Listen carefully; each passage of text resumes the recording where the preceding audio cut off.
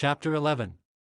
2 months previously, when Pierre was already staying with the Rostovs, he had received a letter from Prince Theodore, asking him to come to Petersburg to confer on some important questions that were being discussed there by a society of which Pierre was one of the principal founders.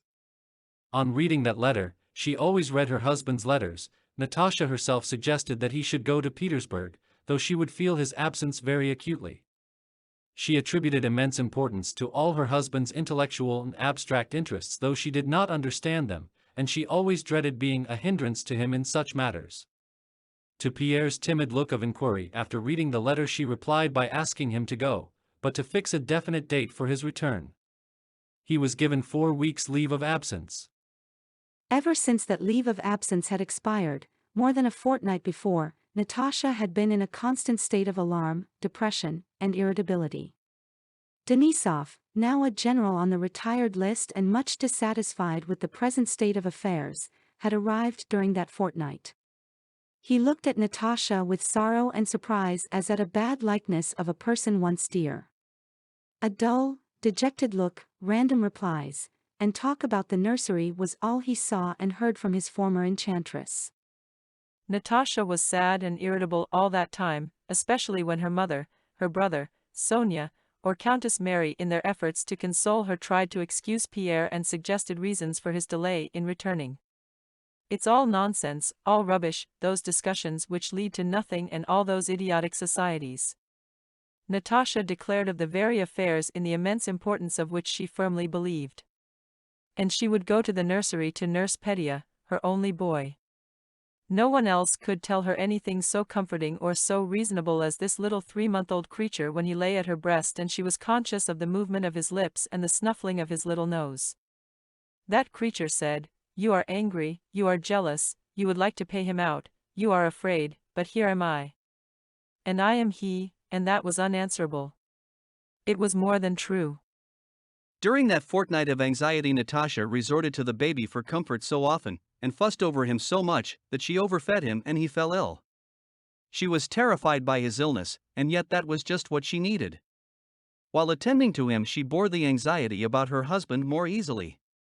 She was nursing her boy when the sound of Pierre's sleigh was heard at the front door, and the old nurse, knowing how to please her mistress, entered the room inaudibly but hurriedly and with a beaming face. "Has he come?" Natasha asked quickly in a whisper, afraid to move lest she should rouse the dozing baby. "He's come, ma'am," whispered the nurse. The blood rushed to Natasha's face and her feet involuntarily moved, but she could not jump up and run out. The baby again opened his eyes and looked at her. "You're here," he seemed to be saying, and again lazily smacked his lips. Cautiously withdrawing her breast, Natasha rocked him a little, handed him to the nurse, and went with rapid steps toward the door. But at the door she stopped, as if her conscience reproached her for having in her joy left the child too soon, and she glanced round. The nurse with raised elbows was lifting the infant over the rail of his cot. "Go, ma'am. Don't worry, go," she whispered, smiling, with the kind of familiarity that grows up between a nurse and her mistress. Natasha ran with light footsteps to the anteroom. Denisov, who had come out of the study into the dancing room with his pipe, now for the first time recognized the old Natasha. A flood of brilliant, joyful light poured from her transfigured face. "He's come," she exclaimed as she ran past, and Denisov felt that he too was delighted that Pierre, whom he did not much care for, had returned. On reaching the vestibule, Natasha saw a tall figure in a fur coat unwinding his scarf. "It's he. It's really he. He has come," she said to herself, and rushing at him embraced him, pressed his head to her breast, and then pushed him back and gazed at his ruddy, happy face, covered with hoarfrost. Yes, it is he, happy and contented.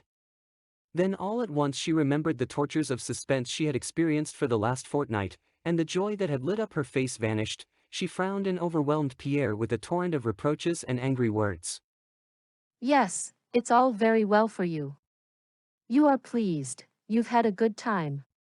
But what about me? You might at least have shown consideration for the children. I am nursing and my milk was spoiled. Petya was at death's door. But you were enjoying yourself." "Yes, enjoying. Pierre knew he was not to blame, for he could not have come sooner. He knew this outburst was unseemly and would blow over in a minute or two. Above all, he knew that he himself was bright and happy. He wanted to smile but dared not even think of doing so. He made a piteous, frightened face and bent down. I could not, on my honor. But how is Petya? All right now. Come along. I wonder you're not ashamed. If only you could see what I was like without you, how I suffered. You are well? Come, come, she said, not letting go of his arm. And they went to their rooms. When Nicholas and his wife came to look for Pierre, he was in the nursery holding his baby son, who was again awake, on his huge right palm and dandling him. A blissful bright smile was fixed on the baby's broad face with its toothless open mouth. The storm was long since over and there was bright, joyous sunshine on Natasha's face as she gazed tenderly at her husband and child. And have you talked everything well over with Prince Theodore? She asked. Yes, capitally. You see, he holds it up. She meant the baby's head. But how he did frighten me.